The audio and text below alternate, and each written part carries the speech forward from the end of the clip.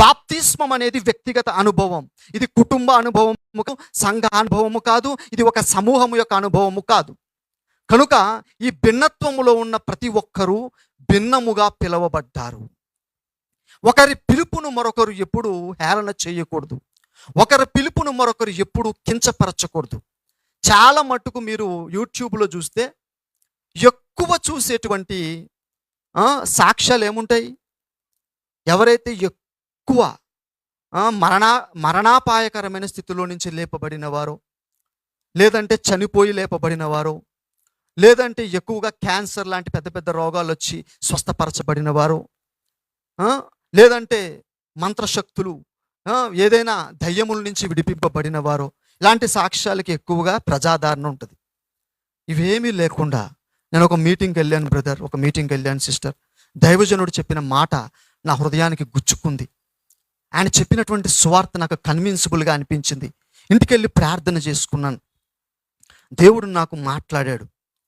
అప్పటి నుంచి నేను మారు మనసు పొందాను, రక్షణ పొందాను. అంటే ఎవరైనా చూస్తారా? కనీసం మీరు కూడా చూడరు. ఆ యూట్యూబ్కి 5,000 6,000 కూడా వ్యూస్ రావు.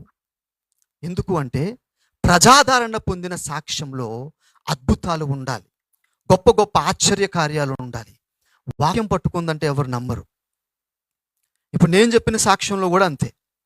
నన్ను వాక్యం పట్టుకుంది, దైవజనుని వాడుకొని చెప్పినటువంటి వాక్యమే నన్ను ఆదరించింది, కాపాడింది, రక్షించింది అంటే పెద్దగా ఎవరు చూడరు.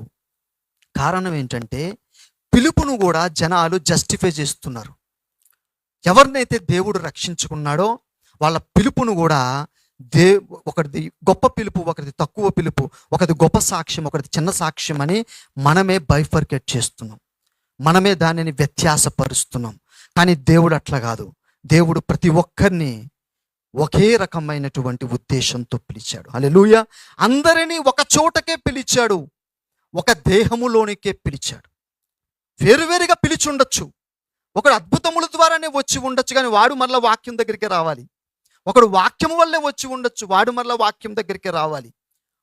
ఒకడు పాస్టర్ గారి యొక్క మంచితనం వల్ల, ఆయనకున్న ప్రేమ వల్లే వచ్చి ఉండొచ్చు, మళ్ళీ వాడు కూడా వాక్యం దగ్గరికి రావాలి. అందరూ ఒక దగ్గరే రక్షణ పొందవలసి ఉంది, బాప్తిస్మము పొందవలసి ఉంది. కనుక మన పిలుపు అనేకమై ఉన్నది, భిన్నమై ఉన్నది, వేరువేరుగా ఉన్నది. కానీ అందరము ఒక చోటకే పిలవబడ్డాం.